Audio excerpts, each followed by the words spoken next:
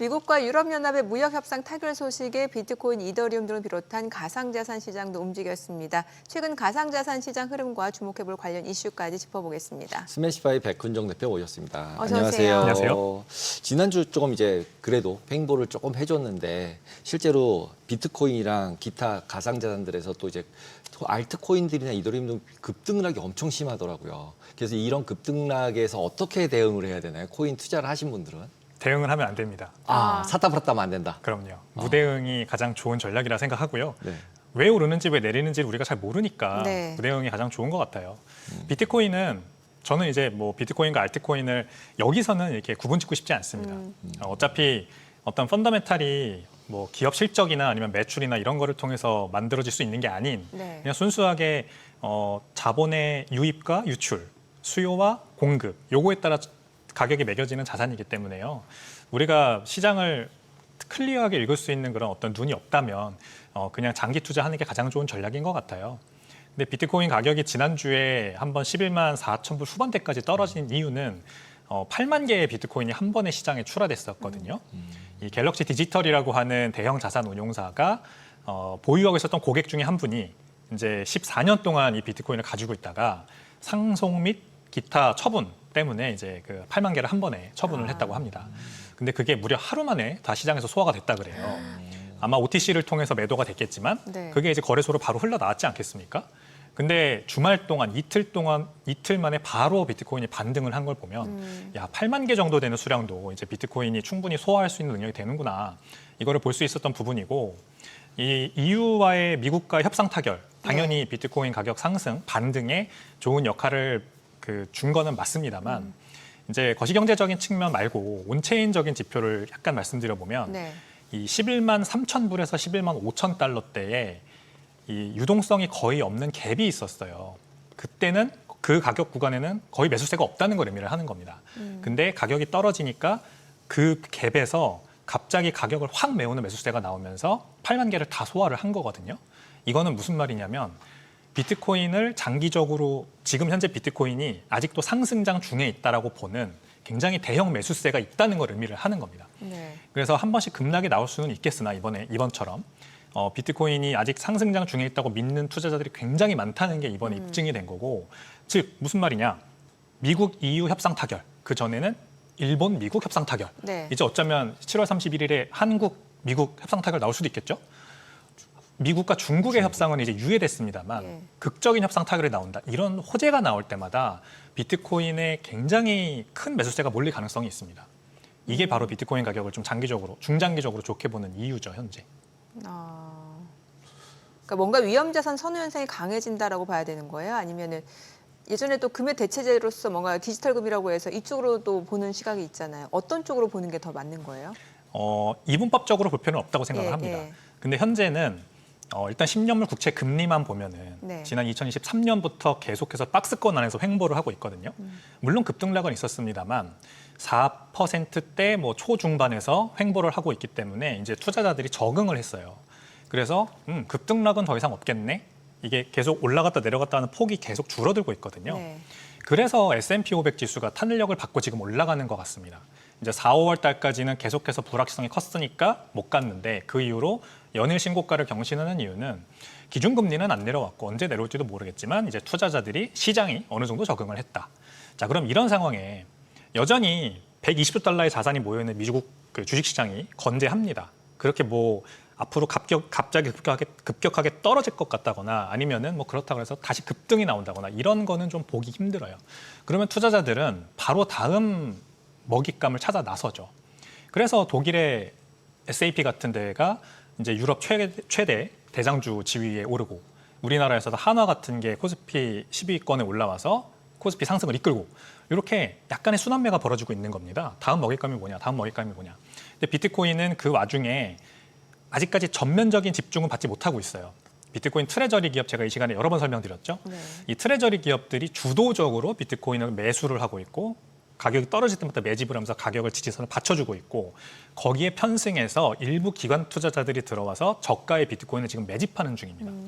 그러니까 디지털 골드 내러티브라기보다는 시장이 약간 이제 위험자산 선호심리가 돌아오면서 다음 먹잇감이 뭐냐를 찾아 나서고 있는 와중에 조명을 받고 있는 게 비트코인이다. 이렇게 해석을 하는 게 저는 맞는 것 같습니다. 네. 보통 이더리움이나 이제 리플들 같은 경우들이 이제 ETF 나오면서 더 좋아질 거라고 얘기를 했잖아요. 그래서 하루 이틀 정도만 하고 별로 효과는 없어 보이더라고요. 그렇죠. 그 다음에 나머지 알트코인들도 이제는 무슨 하다못해 양자 알트코인 뭐 이런 얘기까지 막 나오더라고요. 그래서 야 이건 진짜 밈 주식 하듯이 미국 주식도 이제 밈 주식이거든요 지금. 그렇죠. 그래서 밈 대신 비트코인 아니고 다른 거이 밈이잖아요. 완전 알트코인들 하는 게. 그러면 이쪽 코인 시장에서도 그런 유행이 어느 정도는 좀 더 지속될 가능성이 더 높은가요? 네, 알트코인 시장은 내러티브로 올라가는 시장입니다. 명확합니다. 내러티브 조금 이제 좀 구어로 말씀드리면 드립이죠. 이게 왜 올라가는지에 대해서 얼마나 더 섹시하고 재밌고 멋있는 내러티브를 만드냐의 경쟁입니다. 이더리움이 월드 컴퓨터라는 별명을 가졌었죠. 그래서 이제 제3세대 인터넷이 다 이더리움 위에서 발전할 거다. 그 위에 서비스들이 지어질 거다. 이런 얘기들이 많이 나왔던 게 2020년, 21년입니다.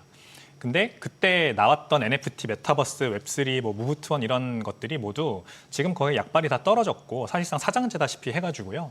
이더리움이 어떤 식으로 월드 컴퓨터가 될 건지에 대한 내러티브가 상당히 약해진 상황이거든요. 그래서 다음 내러티브가 필요한 거예요. 다음 내러티브는 지금 현재는 이제 톰리 같은 월스트리트의 아주 뭐 유명한 투자자가 나와서 이더리움을 매수하겠다. 기업 이사장으로서, 이사회 의장으로서.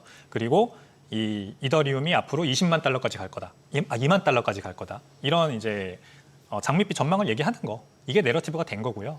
XRP는 이제 규제에 계속해서 발목 잡혀 있었다는 그 어떤 오명이 있었는데 이 규제 리스크가 완전히 벗어지면서 이제 그러면 날아가는 거 아닌가. 여기에 이제 놓여 있는 건데 리플은 사실상 그 다음 내러티브가 또 없어요. 이것도.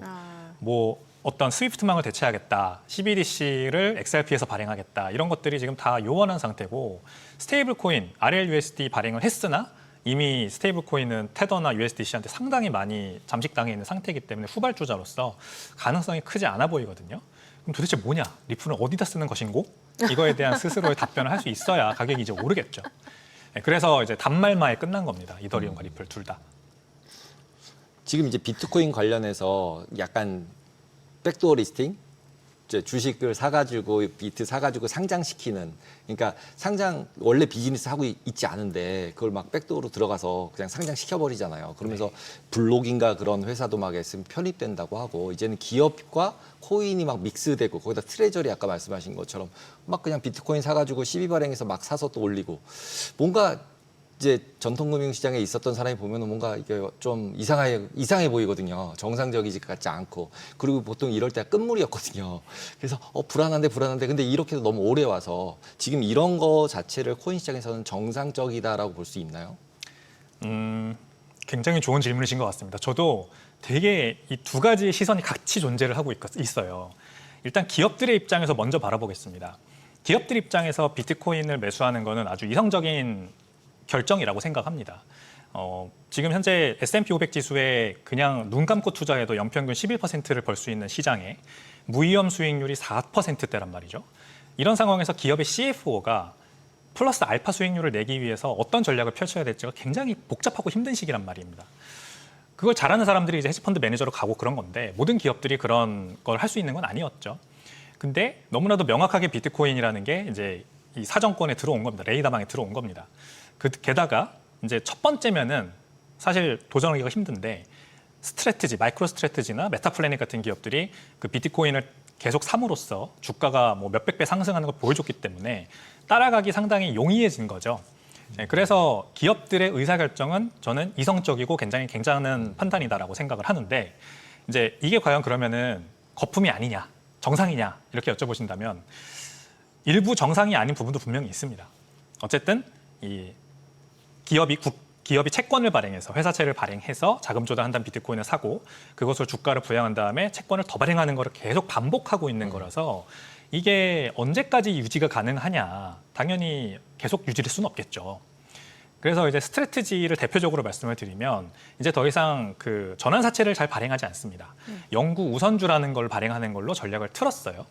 영구 우선주는 말 그대로 영구 만기가 없습니다. 그럼 이걸 투자하는 투자자들은 뭐가 좋으냐? 이제 이것도 여러 가지 단계가 있는데 월 또는 분기당 9에서 10%의 배당이 이자처럼 나온단 말입니다. 그러니까 일단 여기까지만 들어도 무위험 수익률 4%보다 2배 이상 되는 수익이 나오는 거구나.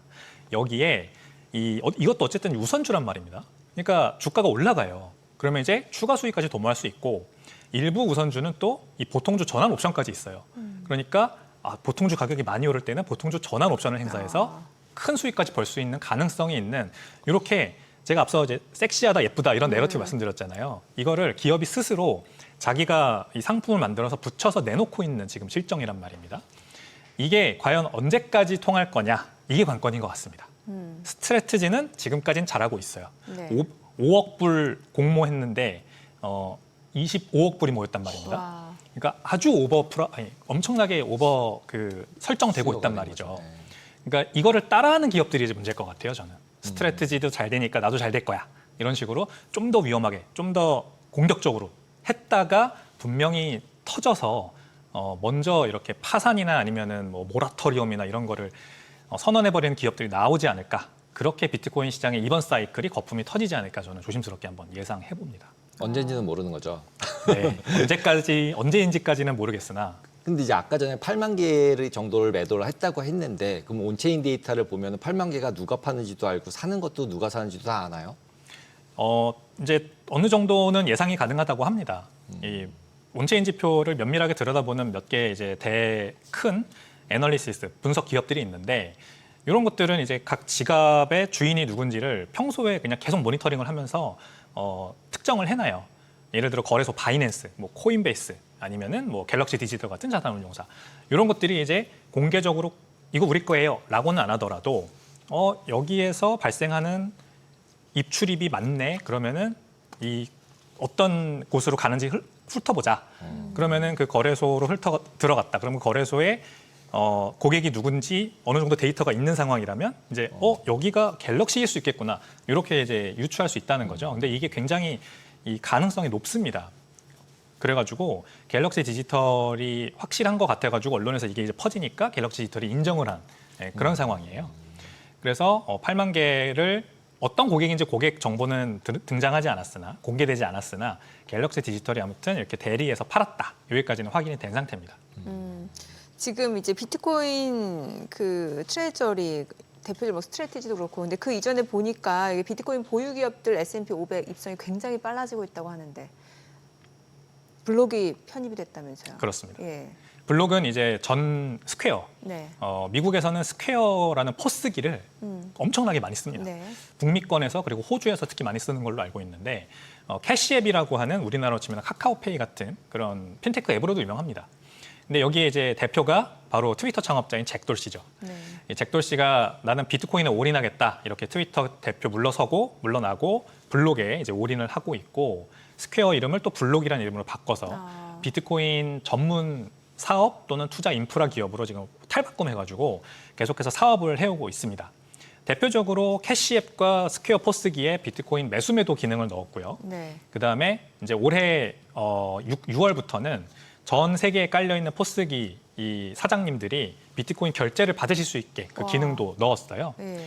그리고 블록이 이제 천명을 한 게 있습니다. 자사의 비트코인 관련 매출에서 발생하는 비트코인 매출 10%는 무조건 모으겠다. 비트코인 트레저리 전략을 쓰겠다. 이렇게도 얘기를 했죠.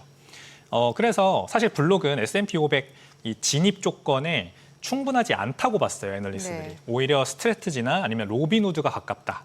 왜냐하면 그동안 이 매출 증가율이 상당히 가팔랐고 지난 4분기 연속으로 영업 이익이 났고 여러 가지 조건이 있었는데 블록이 의외로 이번에 추가가 됐습니다. 그러게요. 아마 사업 모델이 탄탄하다 이렇게 판단을 한 것 같아요. 예. 뭐 시가총액은 한 50조, 60조 정도 되는 걸로 알고 있고 그래서 규모 면에서는 괜찮은데 이익 면에서 굉장히 좋지 않았거든요. 비트코인 매출이 특히나 마이너스 수준입니다.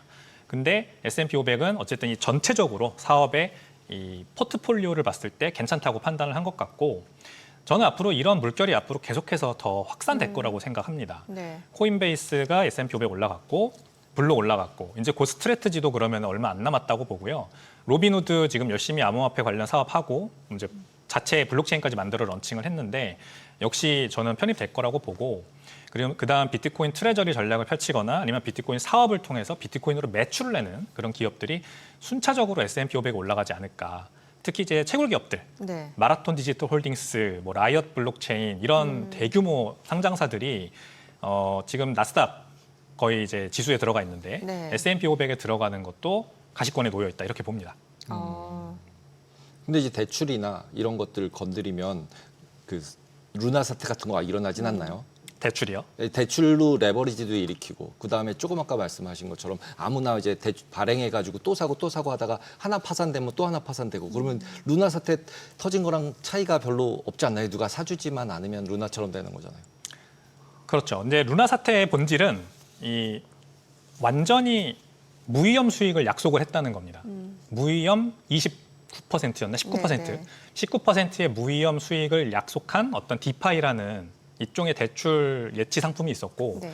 거기에서 나오는 19%의 이자를 유지하기 위해서 무분별하게 이 루나라는 코인을 발행했고 그것의 가격이 올라주니까 이제 그동안 한동안 유지가 되었는데 가격이 폭락하면서 이제 무너졌다는 거죠.